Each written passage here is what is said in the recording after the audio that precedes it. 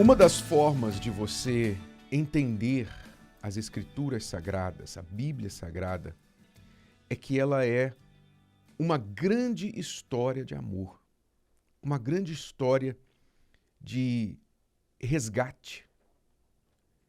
Deus, desde o início da Bíblia, desde o Gênesis até o Apocalipse, ele passa a história inteira da humanidade buscando resgatá-la, buscando trazer o ser humano de volta para a comunhão com ele.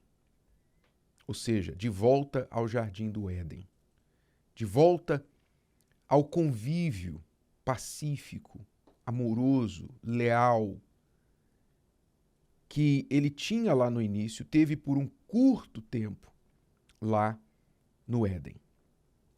A Bíblia diz que quando Deus criou o homem e a mulher, os abençoou e lhes disse: frutificai e multiplicai-vos, e enchei a terra, e sujeitai-a, e dominai sobre os peixes do mar e sobre as aves dos céus, e sobre todo animal que se move sobre a terra. Deus, não diferente de um pai que começa um negócio de família, cresce esse negócio se torna numa grande empresa, e então ele prepara o seu filho para assumir o seu lugar na empresa. Deus também deu ao homem o domínio sobre toda a terra, tudo que ele havia criado, toda a sua criação. E disse para ele: olha, agora é só você crescer. Está tudo preparado, já preparei tudo. Agora é só você tocar isso aqui, crescer, desenvolver. E eu fico aí numa expectativa de ver o que é que você vai fazer em cima de tudo isso que eu já criei. Quer dizer, Deus queria ver o homem desenvolver o seu potencial. Como o pai que quer ver o filho levar aquele negócio que ele criou para um novo nível, um novo patamar. E se sentir todo orgulhoso do filho e falar: esse é meu filho. Meu filho fez melhor do que eu.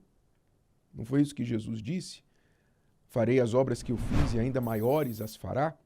Esse é o desejo de Deus. Porque isso não diminui a Deus, isso exalta a Deus, quando seus filhos são bem-sucedidos. Ora, mas claramente isso não aconteceu, porque o ser humano não ficou satisfeito em ser dono de tudo, né? Ou melhor dizendo, não dono, mas administrador. Ele não se satisfez em ser sócio-administrador de toda a terra e dominar sobre céu, água, mar e ar. Ele não se satisfez com isso. Ele quis ser igual a Deus. Aquela parte que Deus falou, você não vai tocar, foi exatamente que ele quis tocar. Então, ainda que o plano de Deus originalmente era que nós frutifiquemos, multipliquemos e dominássemos todos os recursos desta terra para o bem e não para a ganância e destruição, como nós temos visto hoje em dia, o que acontece na prática hoje é que o ser humano vem se destruindo uns aos outros, a terra está em convulsão, a natureza luta contra o homem constrói, a natureza vem e destrói, o homem planta, o devorador vem e destrói o fruto do seu trabalho, leva o fruto do seu trabalho. Ou seja, em vez de dominar, o homem tem sido dominado, tem se tornado escravo pelo príncipe das trevas, por aquele a quem ele entregou o domínio dessa terra, o inimigo de Deus, o diabo. Então diz o texto lá em Ezequiel 36 e versículos 33 ao 35. Assim diz o Senhor Deus, diante de todo esse cenário, né, que acontece hoje e já aconteceu lá atrás. A história apenas se repete. Eu fico pensando que eu mesmo já falei muitas vezes, quando eu chegar no céu eu vou querer ter uma conversa com Adão e Eva. Por que que eles comeram daquele fruto? Né? Porque a gente sabe que toda desgraça entrou no mundo decorrente daquilo. Mas, pensando bem, amadurecendo o meu entendimento, eu já não falo que eu vou querer ter uma conversa com Adão e Eva, não, porque eu acho que se a gente for ter uma conversa com ele, quem vai sair envergonhado somos nós. Porque ele vai dizer assim, poxa, eu não sabia, né? Tudo bem, Deus tinha avisado, eu fiz mal, desobedeci, mas eu nunca tinha visto o mal. Agora vocês, depois que nós comemos e toda a desgraça veio sobre esse mundo, vocês continuam comendo? Vocês continuaram comendo, né? Quer dizer, nós somos muito piores do que Adão e Eva, porque nós temos o precedente, nós temos o benefício da história. Adão e Eva não tinham história. Eles não tinham passado para se referir, olha, alguém já fez isso e deu errado. Não, eles não tinham. Eles foram os primeiros. Erraram feio. Mas nós, você, eu, qual é a desculpa que nós temos para escolher o mal?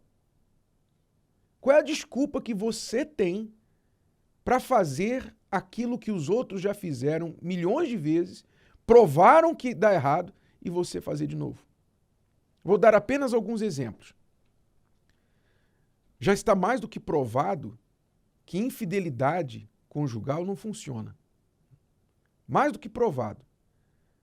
O marido trai a mulher ou a mulher trai o marido. E o que normalmente acontece? Desgraça. Separação, destruição, raiva dos filhos, divórcio, famílias divididas. É isso que geralmente acontece quando há uma traição. Então, já está mais do que provado que traição não funciona. Mas as pessoas continuam traindo. Mais do que nunca. Então, os erros humanos estão aí. Os pais erraram, ensinaram para os seus filhos, olha, não faça errado, seu pai já passou por isso, sua mãe já passou por isso. Ouça sua mãe, ouça o seu pai, porque isso que você está querendo fazer, eu já fiz, deu errado, eu sofri, não quero que você sofra. Cadê que o filho ouve pai e mãe? Então, cada geração se rebela contra a geração anterior. Nunca deu certo, mas continuam fazendo. Então nós temos o histórico, nós temos a história para nos reportar, para avaliar. Isso aqui não deu certo, por que eu vou repetir? Não, mas infinitamente mais burros e desobedientes do que Adão e Eva são seus descendentes, que deveriam pelo menos ter olhado para trás e dito assim, olha, não funcionou. Em vez da gente descer ladeira abaixo, vamos tentar voltar ao estado original? Essa é a situação. Então, numa situação dessa, Deus falou lá para o povo de Israel, que também vivia essa condição caída, o seguinte: no dia em que eu vos purificar de todas as vossas iniquidades, então farei com que sejam habitadas as cidades e sejam edificados os lugares devastados. Ou seja, as cidades estavam desertas, destruídas, devastadas. Por quê? Por causa da iniquidade do povo, porque o povo tinha voltado as costas a Deus. E a terra assolada será lavrada, trabalhada, plantada. E em lugar de estar assolada, aos olhos de todos os que passavam. E dirão, esta terra assolada ficou como o jardim do Éden. E as cidades solitárias e assoladas e destruídas estão fortalecidas e habitadas. Ou seja, depois que Deus restaurasse o povo, a terra onde o povo vivia, quem passasse iria olhar e dizer, esta terra, outrora assolada, ficou como o jardim do Éden.